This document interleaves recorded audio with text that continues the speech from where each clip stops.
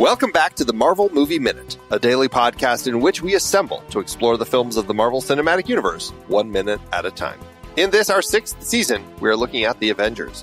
I'm Andy Nelson from the Next Reel Film Podcast. And I'm Pete Wright. Today, see if you can spot a trailer hero shot. Today we are talking about Minute 52, which begins with Fury clearing things up and ends with Fury's Lost Creatures. Back on the show, we have Declan Craggs from Scream Movie Minute. Hello, Declan. Hello, everyone. The cell. Loki's cell. Scripted as just cylindrical glass cage, but it's an interesting design for this. Let's talk about this for a few minutes. My first question for you two: obviously, it protects the ship, or it's designed to protect the ship and those on it to get Hulk, or in this case, potentially Loki, off of it quickly. But does it seem like it would actually do much to them? I mean, Fury kind of bills it as this steel trap. They fall 30,000 feet, but I mean, they are kind of super beings. Then what? Yeah. Then they're someone else's problem. Is that kind of his pitch? Any thoughts?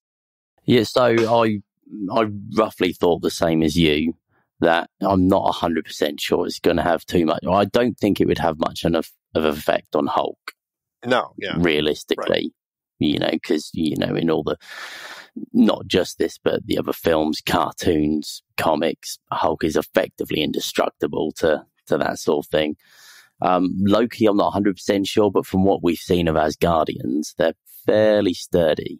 I mean, Iron Man just, took Thor and grinded his back up a cliff face.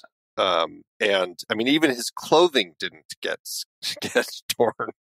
Well, that's also because he procured them at Asgardian Fine Leather Goods, Inc. Asgardian leathers are quite nice. Pete, this is a couple of times you've mentioned Asgardian leathers. Are you trying to pitch something to us? I don't know. I don't know. Who knows what? This is blue sky ideation. I'm always looking for new business ideas, and if we can secure some funding. I have a feeling Pete is also probably working on a shirt to throw out to the universe. You got to merchandise this stuff, Andy. Asgardian leathers. That's right. Okay, so I did some looking. 30,000 feet. First of all, my first comment on 30,000 feet. If they're opening the bottom of the ship up at 30,000 feet, isn't it like shooting a bullet in a plane? Wouldn't it suck everybody out? Wouldn't Nick Fury immediately kind of get sucked out the bottom? I don't know. I actually don't know. I don't know what that, at 30,000 feet, do you get that sort of concussive depressurization? Is that what happens? How high do you have to be sucked out of a thing? If you think about other films where, the window of a plane, I think 30,000 feet is the average height of a plane when it's in the air. Is that right? I feel like so. Yeah, I think when you watch pretty much every film with an airplane in it where the window breaks or the door opens, everyone gets sucked out all the time. I'm looking it up right now. Uncontrolled decompression. If an aircraft is operating above 25,000 feet, it must be designed so that occupants will not be exposed to cabin pressure altitudes in excess of 15,000 feet. Oh. So if they're flying at 30,000 feet, that's double. And so I would imagine it would not be comfortable. Vietnam War veteran Pete Jordan is a pilot, and he says when a pressurized cabin decompresses at 30,000 feet in the air at 300 to 600 miles per hour, there's no oxygen, quote, and it gets damn cold in a hurry. An open door would release the cabin's ball of pressure, causing an immediate suction explosion. Yeah. So I'm going to go with yes. Fury should be shot out, sucked out of that oculus in the floor.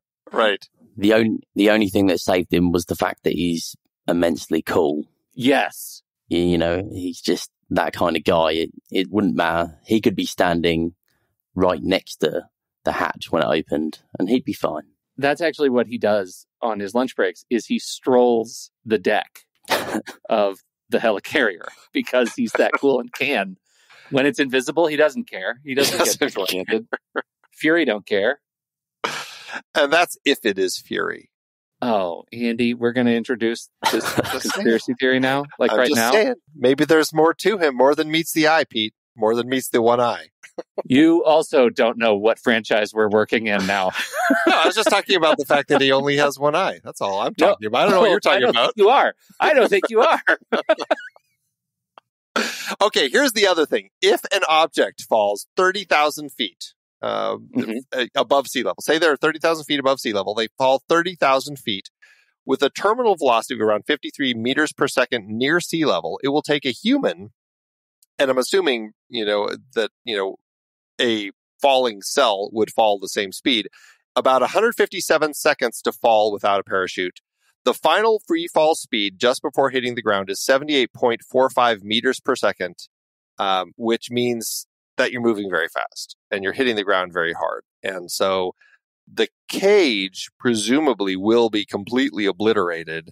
Again, would Loki survive? Hard to say, but yes, I think that it's fair to say Hulk would survive. And I think it's also fair to say that if it was any of us, we would be a puddle. I'd be fine. Except for Declan, right? I forgot. Yeah, I would be fine. I'd brace myself, you see. That's the trick. You have to brace yourself. If you don't brace, definitely you're not going to survive it. But you sort of have to keep soft knees, a bit of bounce in them. All about the soft knees. Is that what it is? I'm glad we're learning these tricks from you. We brought the right person on for this minute. My other note about this is when Fury opens up the bottom of the ship to reveal to Loki the drop, we kind of tilt down to see. We don't actually see out the bottom, but I do see a long way for this cell to fall before it actually makes it out of just the bottom of the ship, along with a lot of open ladders and open halls around this kind of cylindrical drop. Why would those all be open for this thing in case Fury's like, I'm going to just push this button and drop whoever's in this cell? And like, wait, I'm working on the wiring over here. And then that guy's gone. Yeah. Shouldn't it be the last thing at the bottom of the ship is what you're saying? Absolutely. And shouldn't it, at the very least, be, if it is going to be higher up in the ship, which it is, shouldn't sealed tube? A sealed cylindrical tube going down as opposed to just an opening where everyone could be walking and working. This is an ocean nightmare. Those are viewing decks. They're so if you want to watch, you can pay a VIP ticket, get a VIP ticket, and you can watch. Yes. Oh, that's just horrible. Without realizing that you're also going to be out there watching, falling as it continues to fall. It is just horrifying. Just horrifying. So we've got this interesting conversation between Nick Fury, who comes in here to talk to Loki, and they have this conversation about this idea of, basically what we're getting here is Fury setting up this situation for Loki. We have you. You can't get away. We, you're not in a position to bargain, basically, is kind of what he's saying here. He's talking about how we're going to just drop you, this whole ant boot thing that, Samuel L. Jackson does that sort of stuff so incredibly well. But do you think that, is he threatening Loki with this whole thing when Loki acknowledges he knows who it's not built for him, and then Fury says it's built for something a lot stronger than you? Is he threatening Loki, or do you feel like, does he legitimately think Hulk's stronger? Does he he doesn't know a lot about Loki, but what's your sense of the way that kind of he plays this conversation here? You get the feeling Fury, maybe in a statement that reeks of irony, is really more of a book cover guy. Like, he's just looking at Loki and he sees Hulk and he's like, okay, Hulk is probably stronger than Loki. Because he doesn't really see below the surface. I don't think he's threatening him. I think he's just stating a fact. He's stating a fact in his head that he deeply believes that this thing was built for the strongest thing we know of, and we know of you, and I still think I know of a stronger thing, so ergo QED. He's had one interaction with Loki, and that was at the beginning of the film, the destruction of the Pegasus project, that whole base. Mm-hmm. And he sees Loki in action. He sees him jumping. He sees him, killing people rather quickly. But remember, he didn't see him, according to your read Loki being weakened in the beginning, there is a case to be made that he thinks he did some damage to him. I don't know if he thinks he did some damage, but I think that, it might be a thing where he just feels that like he's beatable. He's beatable, right. Yeah. Yeah, it's interesting. What do you think, Declan? I think that he, like Pete said, he's saying it as a fact, but I think that he's using that fact to threaten Loki because of the way he says that. It's like, this is the facts, and, so you should be scared. I mean, it is an interesting play, and I suppose that what we're getting out of this is just a play, that as the person who has captured this supervillain, he needs to come in and say this sort of stuff, right? I mean, that's kind of his job. Yeah, he couldn't really come in and go, oh my God, that was close. That God, we didn't think we were going to. Yeah, really dodged a bullet. Again, would this be a place? Again, I just keep. Well, maybe we should save this for the next minute when we cut to, our heroes in the conference room. I keep wondering, like, why does nobody say, why was it so easy why didn't he try escaping? Like, he was sitting on that cliffside for like several minutes while you were all fighting. Why didn't he just disappear or something? But maybe we should save that. Oh, not just sitting, casually reclining. Right. I think I saw some popcorn. Yeah. Okay. Does Loki, what do you all think about the way that he so quickly singles out the camera and plays to it? Is this his... I think the camera's right in the middle of the thing. How do you miss it? But why do you think that he assumes everybody's watching? Like, why? I mean, the only reason that he would very specifically play to a security camera is if he assumes that there are people on the other end watching him. I think Loki's a showman, isn't he? I think he's always playing to a crowd. So I think he always thinks people are watching him. He's egotistical. Well, he's not wrong. Yeah, I think the camera might not be on and he'd still play to it. But in this case, yeah, I mean, I think I think it makes a nice dramatic transition to what is Fury's collection of stable that they're sitting around. Yeah, right. Yeah, and I guess, it is just one of those things where it allows for a nice transition, to your point, Pete. But maybe, for my money, it ends up playing a little too cinematically in a way where it's the director guiding us in a way where I don't know. I guess I definitely see your point, Declan. It is Loki. He always wants to be playing to a crowd. But I just think it would be funny if he's playing to all these cameras and none of them happen to actually be on. Like, that would strike me as maybe not a great strategy, but because, and maybe this is me, but because of that moment that we had with Bruce in our last minute, where Bruce kind of gets all squinty eyed and like pinches his head, like Loki is getting into his head in some way.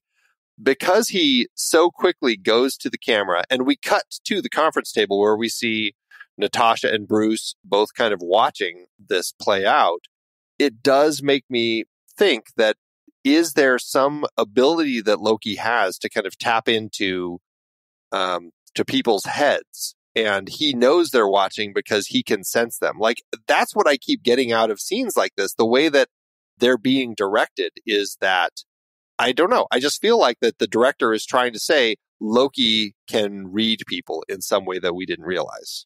I mean, does it not play that way, or is it just me reading into this way too much? I think Loki gets into people's heads, but not in a telepathic sort of way. More of just the way he is, a psychological way that he gets into people's heads by his mannerisms and the way he speaks and the way he acts. And I think he gets, he plays mind games with people as much as, any superpower.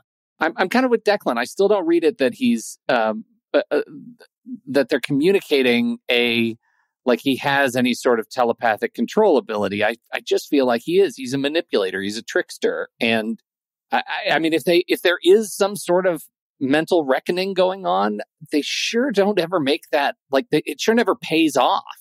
Like, it never pays off. No, no. That's why it's weird to me.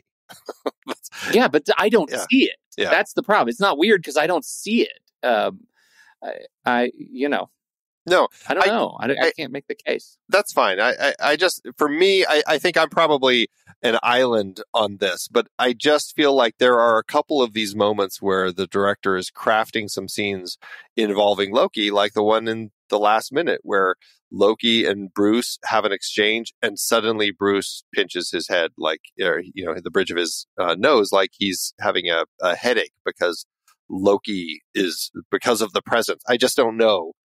It's strange to me. And so, a minute later when we have this moment where he intuitively understands that people are watching him, and I'm not saying he's like telepathically trying to control their minds or something. I'm just saying maybe they're saying something about how Loki can read people and is reading this sense of them looking at him. I don't know. None of it really makes sense. It's just one of those things where I feel like there is a way to read something happening. Although I do think that it wouldn't be a stretch for Loki to assume that the camera is switched on, because there is a camera. He is. And he's in a cage. He knows he's a big deal. Yeah, right. Mr. Big Deal. He's kind of a big deal around here. All right. Well, so we're in the conference room now and we see, to your point, Pete, it's a great transition here because we've got that line about Hulk as he says, Fury says, built for something a lot stronger than you. And he says, oh, I've heard a mindless beast makes play. He's still a man. And we cut to Natasha acknowledging that Bruce is standing here. And then she kind of looks up at Bruce, who gives her a look too. I really do like the way that this plays between these characters, this constant acknowledgement of all of this going on between them. And I think that speaks so much to the way that Hulk is portrayed in this film. We've talked about this a lot. We still haven't seen him, but it's so nice that at this point they're portraying Hulk as this dangerous thing that everybody should be afraid of. And I really like that. It plays well, right? I think in terms of setting the stakes, one of the things that I think is interesting about this minute, and I think is really sort of narratively smart, is that, it's a thing that we should be afraid of. And it communicates who we are and that we are not one yet, right? Like we're still apart. We have reason to fear each other. And I think that's smart from the perspective of the Avengers, the building the team. We now have everybody together on the same ship. And all we've done is increase risk when we're supposed to feel safer, because the Avengers, when they assemble, are supposed to be agents of good. What do you think about Loki? The way that he kind of needles Nick and calling his team these lost creatures. I get that there's the way that he just described Bruce, a mindless beast, makes play. He's still a man. Calling him this lost creature, but how does it play for you? I mean, he's essentially saying all of these Avengers, they're just a bunch of lost creatures. How does that play? Does that make sense? And what is he seeing in all of these others that would make them lost creatures as well? I think this is just part of Loki's mind games to try and get to Nick. I don't know to what end, mind you. He's not like he's going to go, you're right, let me let you out. So I don't know what the goal is, to try and create divide, I guess. Well, and because the thing that we know now, having seen the movie, is that Loki's not trying to get out. He has a different, ultimate plan. And that's why he can afford mind games. He can afford these sorts of dialogue trespasses where he just plays Mr. Big Deal, because he knows what he has coming, and he's going to be fine. Yeah, it's an interesting conversation between these two as Loki and Fury really push at each other and kind of test each other, really, as we're kind of watching this scene play out. Because it's certainly, we'll talk about it in the next minute tomorrow, the kind of conclusion of this conversation between them as they're really kind of pushing at what the other wants, and as far as like the Tesseract goes. I do find it interesting that one of the ways that Loki chooses to approach his attack on Nick is to call all of these people lost creatures. I don't know. It's an interesting way to describe the team, and I'm not exactly sure it completely fits all of them. And so I guess it's just a funny way to think that he's going to get at Nick by calling them that. Right, especially because at this point, we don't even know who all the Avengers are. Thor just showed up. Yeah. Hawkeye's gone. Loki doesn't actually really know, does he?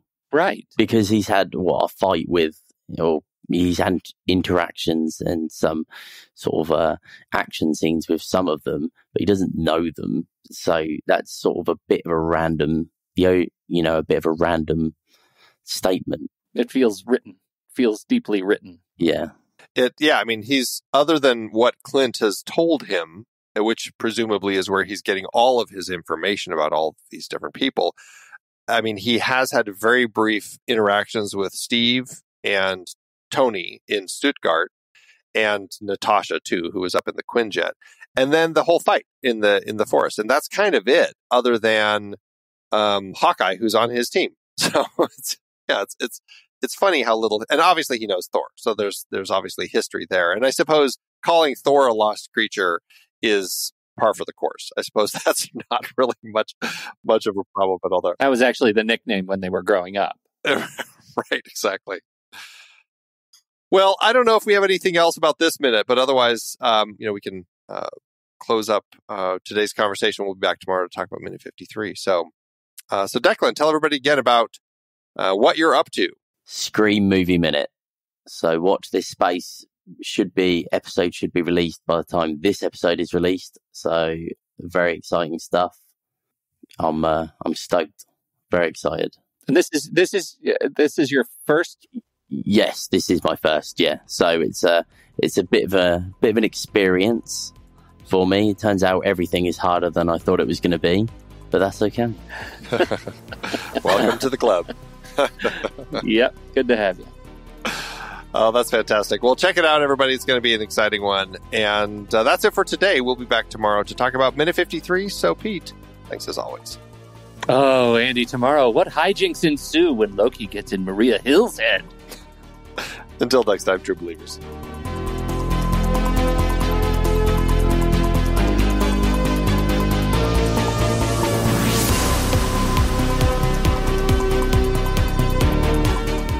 Marvel Movie Minute is a production of True Story FM, engineering by Andy Nelson. This season's music is Message to the World by Anthony Vega, and this season's show art is by Winston Yabo. Find the show at truestory.fm. If your podcast app allows ratings and reviews, please consider doing that for our show.